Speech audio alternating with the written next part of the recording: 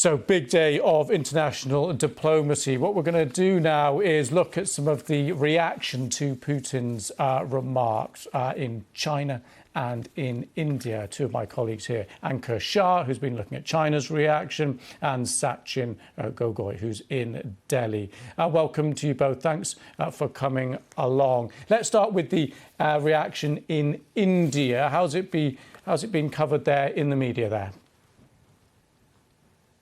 Announcement is being followed closely in India, one of Russia's strongest allies.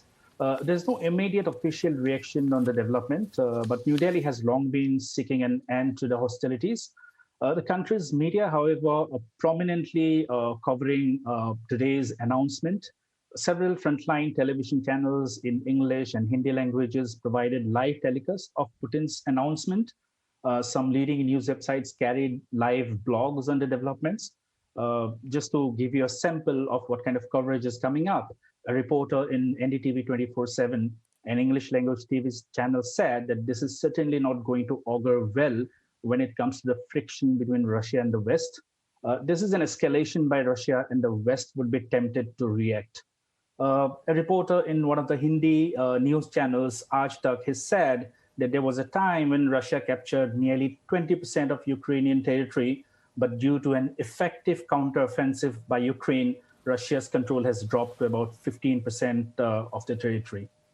Interesting. And many countries in Europe have been slightly critical of India and trying to get India to come out more forcefully against Russia. Do you think this move today moves the needle on that at all? That may not be an immediate possibility because just days ago, Indian Prime Minister Narendra Modi asked Putin, stressing that this is not an era of war. This is the official stance that the government has been maintaining. But it's unlikely that because of today's announcement, there would be any added pressure from the government. Interesting. OK, stay with us, but I just want to head to China now. Just try and get the reaction from the Chinese media. How is this being covered there? Well, so far the reaction has been very limited. I mean, it is quite late in China right now, but the reportage we're seeing is very much a one or a two-liner from the top-tier outlets, very much just saying, you know, this signing ceremony has taken place, the four regions have joined. They're quoting Russian sources, which again means that, you know, they don't have to offer such direct input or show a sort of perspective or a stance, remembering that they have tried to seem neutral and sort of balanced in this whole war. But the early reaction is very much quite quiet and limited. They're playing it down, I would say. Interesting. And just remind us, what is China's position on Russia and specifically Russia's invasion of Ukraine?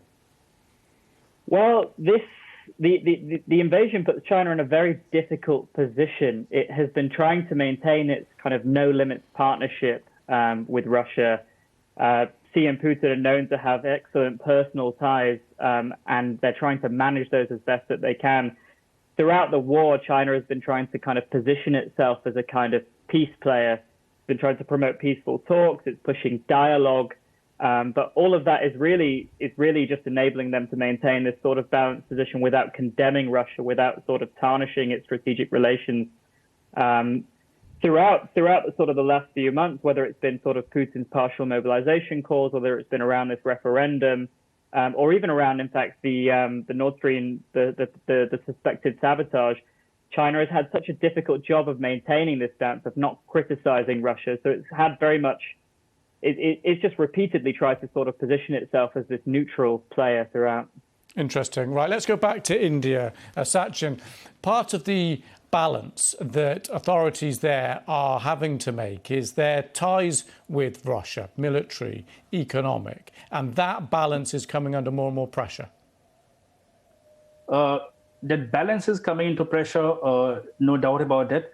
But the Indian government has made several public messaging saying that, you know, their relationship with Russia is independent of its good ties with other Western countries. So if we really talk about public and official stance in the country, they have been largely supportive of Russia ever since the invasion began. So, for instance, till now, in last 7 months, India has never criticized Russia for the invasion. Indeed, it has been asking Russia to end the hostilities. But I mean, going by how things are panning out, it's unlikely that India is going to criticize Russia anytime soon. Sachin and Anka, great to have you both on. So important to get the views from India and China. We know the perspectives, of course, of Europe and the US. It's a pretty united front. It's a more nuanced position in both India and China. Really great to get your thoughts. Thank you both.